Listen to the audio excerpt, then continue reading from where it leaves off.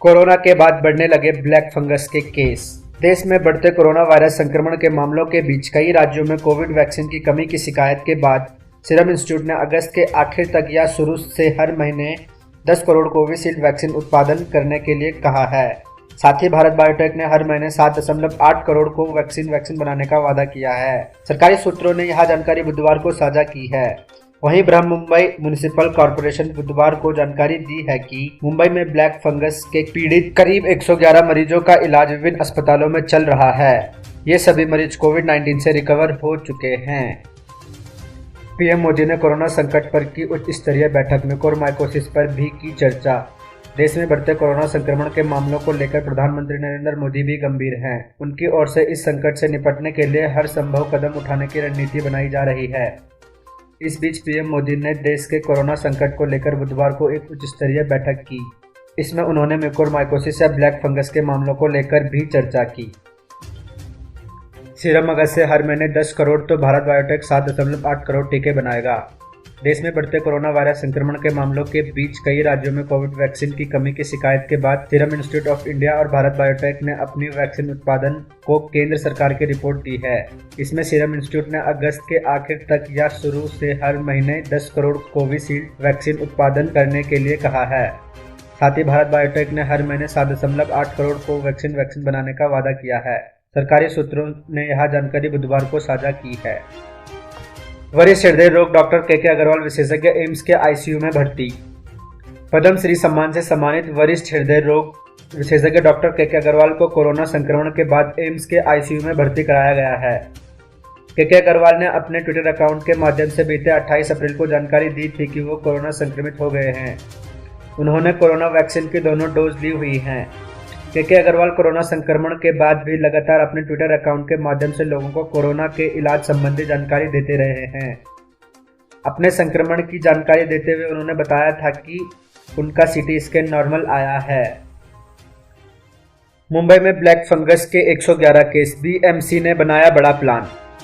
Mumbai municipal corporation बुधवार को जानकारी दी है कि मुंबई में ब्लैक फंगस से पीड़ित करीब 111 मरीजों का इलाज विभिन्न अस्पतालों में चल रहा है। ये सभी मरीज कोविड-19 से रिकवर हो चुके हैं। दरअसल ये जानकारी बीएमसी के नेता प्रभाकर शिंदे की मांग पर उपलब्ध कराई गई है। बीएमसी की स्टैंडिंग कमेटी के सामने एडिशनल म्युनिसिपल कमिश्नर सुरेश काकानी ने कहा है कि ब्लैक फंगस के 38 मरीजों का इलाज बीवीआई नायर अस्पताल में, 34 का केईएम अस्पताल, 32 का सियान अस्पताल और 7 का कूपर अस्पताल में हो रहा है। इनमें ज्यादातर मरीज मुंबई से बाहर के रहने वाले हैं। नक्सलियों तक पहुंचा कोरोना संक्रमण, खौफ में जंगल छोड़कर गांव भाग रहा कैडर। कोरोना वायरस से देश के आम लोगों के अलावा जंगलों को अपना ठिकाना बनाने वाले नक्सली भी अब इससे संक्रमित हो रहे हैं। छत्तीसगढ़ के जंगलों में सर्च ऑपरेशन के दौरान सुरक्षा बलों के हाथ लगी एक नक्सल कैडर की चिट्ठी से इस बात का खुलासा हुआ है। कोरोना महामारी से नक्सली खौफ में हैं। वो जंगल छोड़कर गांवों की ओर भाग रहे हैं। हाल फिलहाल कई नक्सलियों के कोरोना से संक्रमित होने और कईयों की इससे मौत की खबर आई है। इसके अलावा कई टॉप नक्सल कमांडरों के भी कोरोना से संक्रमित होने की बात कही जा रही है। पीएम केयर्स फंड से 1.5 लाख ऑक्सीकेयर सिस्टम खरीद को दी गई मंजूरी। कोरोना मरीजों की ऑक्सीजन संबंधित दिक्कतों के स्थायी समाधान के लिए केंद्र सरकार ने एक बड़ा फैसला किया है। पीएम केयर्स फंड के जरिए केंद्र सरकार 1.5 लाख ऑक्सीकेयर सिस्टम की खरीद करेगी। इस सिस्टम को डीआरडीओ द्वारा तैयार किया गया है। डीआरडीओ ने अपनी तकनीक देश की कई कंपनियों को ट्रांसफर की है जो इस ऑक्सीकेयर सिस्टम को तैयार करेंगी। पीएम केयर्स के जरिए ये खरीद 322 करोड़ रुपए में की गई है। महाराष्ट्र में लॉकडाउन बढ़ाने की तैयारी, 18+ का वैक्सीनेशन रुका। महाराष्ट्र में कोरोना वायरस के बढ़ते मामलों के बीच एक बार फिर लॉकडाउन बढ़ना तय माना जा रहा है। बुधवार को कैबिनेट बैठक में स्वास्थ्य मंत्रालय और मंत्रियों ने लॉकडाउन को अगले 15 दिनों तक यानी 30 मई तक बढ़ाने का प्रस्ताव दिया है। कैबिनेट की बैठक के बाद स्वास्थ्य मंत्री राजेश टोपे ने कहा है कि राज्य में 15 दिनों का लॉकडाउन बढ़ाया जाएगा या नहीं, इस पर आखिरी फैसला मुख्यमंत्री उद्धव ठाकरे लेंगे। रोहतक जेल में बंद गुरमीत राम रहीम सिंह की तबियत बिगड़ी। साध्वी यौन शोषण मामले में रोहतक जेल में बंद गुरमीत राम रहीम सिंह की तबियत अचानक खराब हो गई है और उसे रोहतक पीजीआई में इलाज के लिए भर्ती करवाया गया है।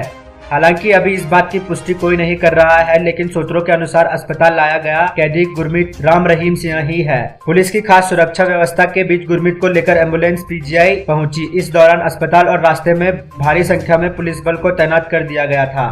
फिलहाल ये नहीं बताया गया है कि गुरमीत को किस बीमारी के चलते अस्पताल में भर्ती करवाया गया है।